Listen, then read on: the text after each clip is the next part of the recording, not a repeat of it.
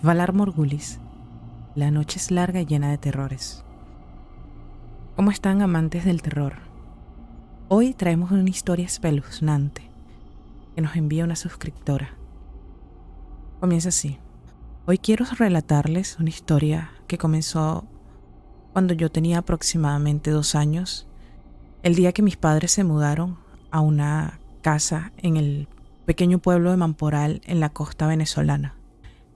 En ese lugar residía el espíritu del antiguo dueño de la casa, quien desde el primer momento en que yo llegué se enamoró de mí y nunca se apartó de mí.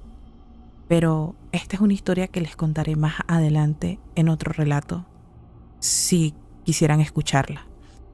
Por ahora les voy a comentar cómo, después que pasó el tiempo y yo quedé embarazada, se comienza a manifestar esta presencia en mi vida de una manera más recurrente y seguida, al punto que cuando yo dormía por las noches sentía que esta presencia se acostaba conmigo, y no solo eso, sino que comenzaba a tocarme al punto de llegar a tener intimidad conmigo. Era algo realmente aterrador que no me dejó dormir por meses.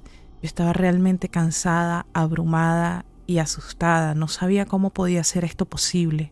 Un día decidí irme a la feria que estaba cerca de mi casa, ya que estaba muy cansada y agobiada por lo que venía sucediendo. Así pasé todo el fin de semana, y el último día de la feria, cuando voy camino a mi casa a descansar y me quedé dormida, siento como este hombre se monta sobre mi cama y me comienza a asfixiar. Me lanza al piso y me levanta con todas sus fuerzas. A todas estas yo estoy inmóvil y solo podía ver partes de su cuerpo y no me dejaba ver su cara.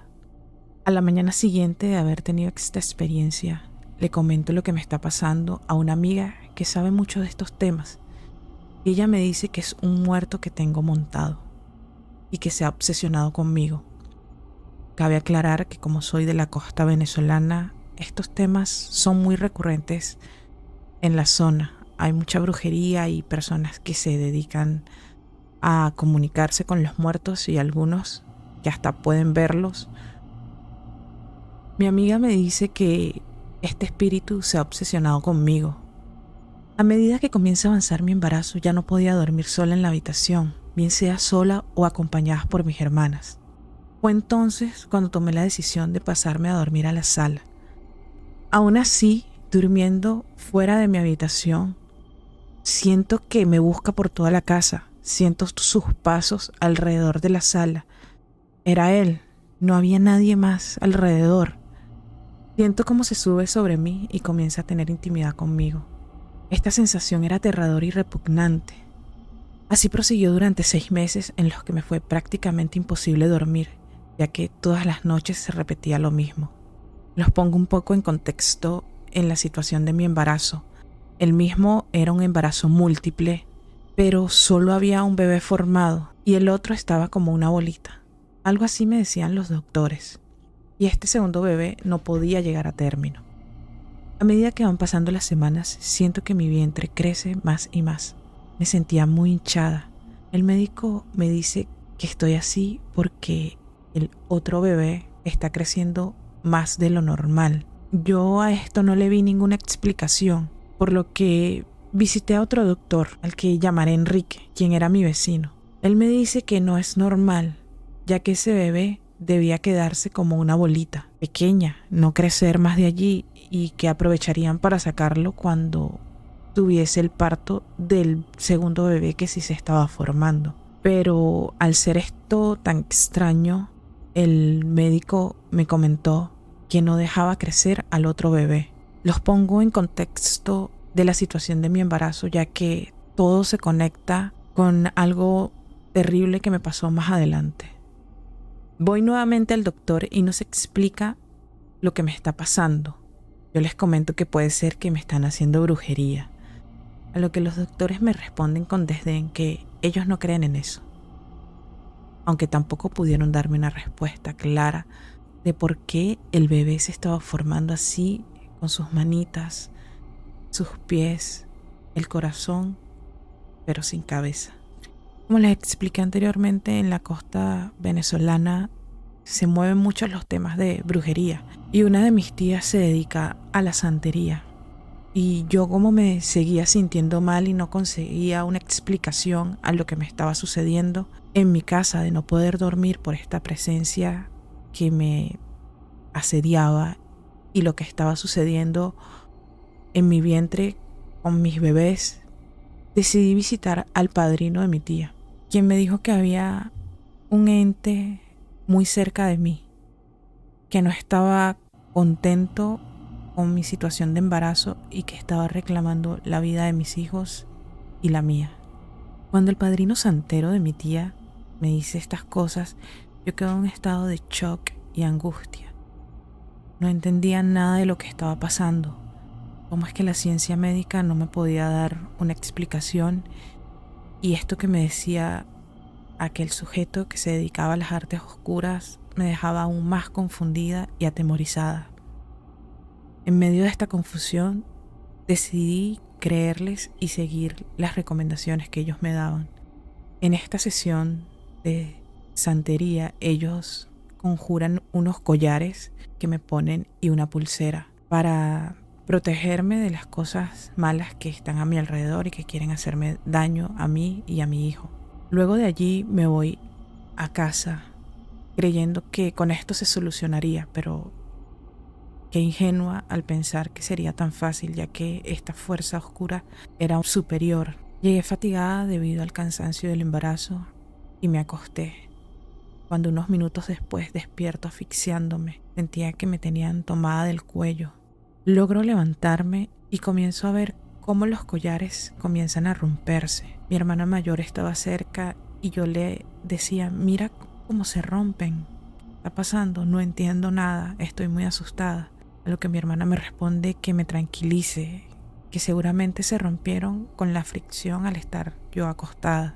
Yo sabía que esto no era así porque aún sentía la presencia queriendo hacerme daño. Inmediatamente me vuelvo a comunicar con mi tía para decirle lo que había sucedido, y ella, sorprendida, me dice que entonces nos estamos enfrentando a algo más poderoso de lo que ella había pensado. Coordino una nueva sesión de espiritismo a la que yo voy con más dudas y esperanzas, y el padrino de mi tía me dice que esta vez va a utilizar una solución más extrema, hacer un ritual más específico donde me ponen de rodillas. Alrededor mío habían aproximadamente 50 santos y más personas aparte del brujo, que es el padrino de mi tía. Este procede a conjurar mi vientre y a amarrarlo con un amuleto, y me dice que no puedo quitarme por nada ese amarre que tengo en mi vientre. También me dice que para que esto surta efecto, yo tengo que entregar a mi hijo a los muertos,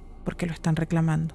El muerto que apoya las magias negras que practica el padrino de mi tía estaba reclamando que para él poder mantener a mi hijo con vida yo debía entregárselo como una ofrenda una vez él naciera. Me dijo explícitamente que al salir de la maternidad debía dirigirme al mar con mi niño en brazos y ofrecerlo con una oración que él me dictó en ese momento. Ese día él me dio 2 oraciones que debía hacer. Una para recitar en medio de mi parto y otra el día que fuese a ofrecer a mi hijo.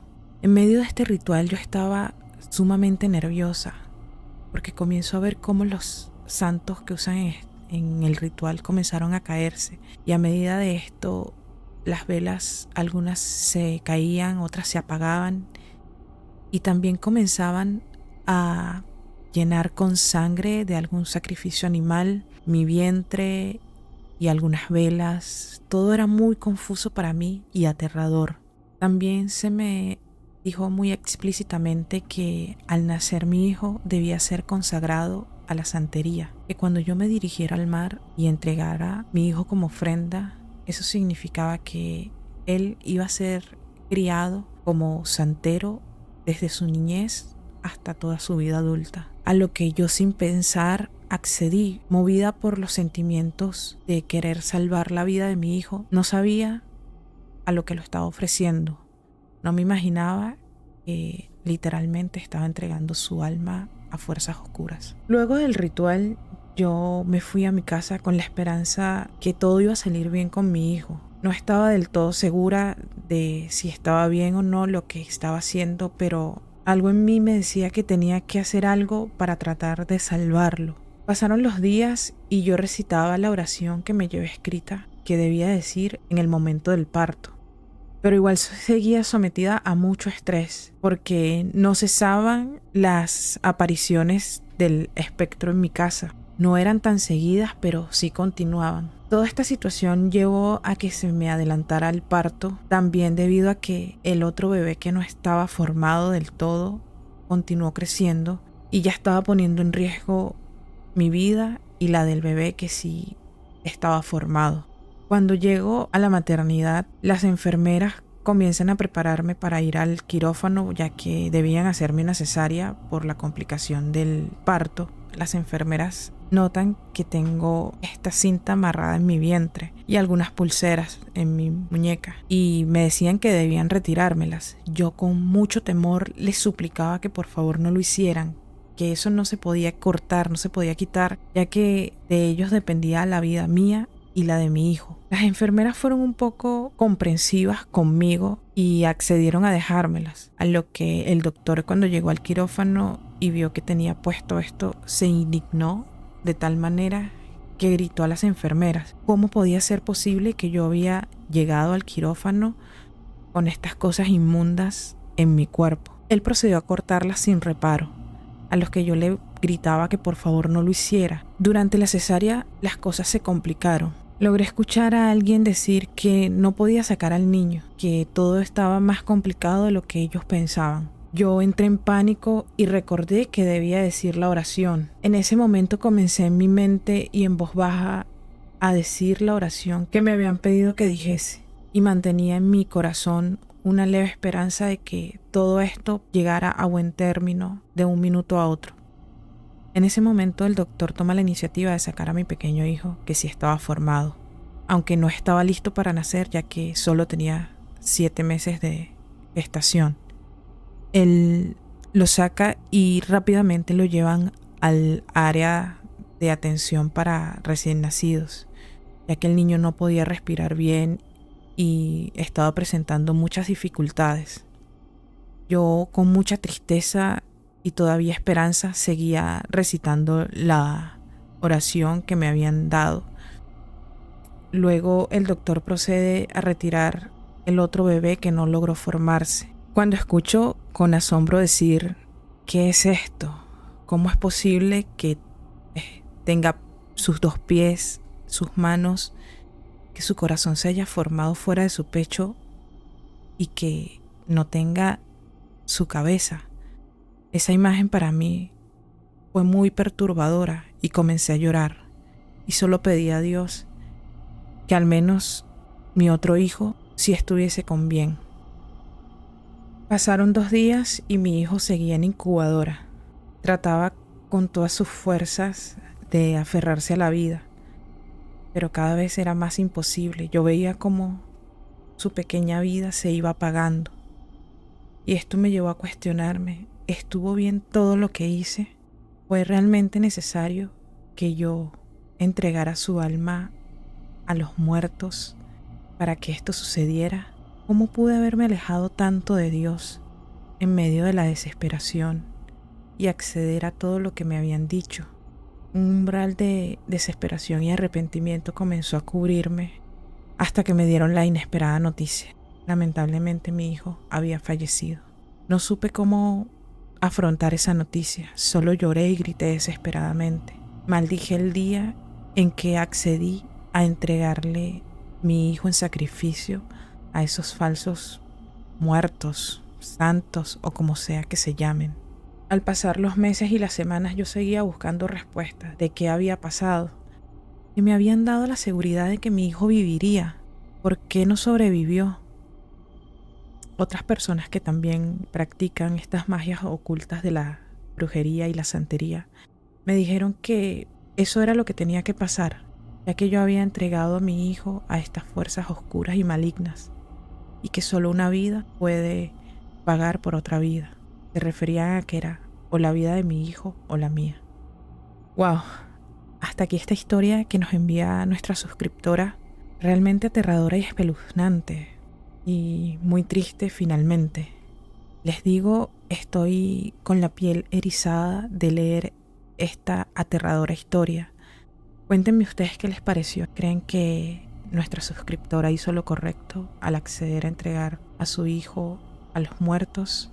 Díganme si han tenido algún tipo de experiencias como la de ella, si hay algún espíritu que se ha obsesionado con ustedes al punto de querer arruinarles la vida de esta manera. Allí está la caja de los comentarios para que puedan expresarse.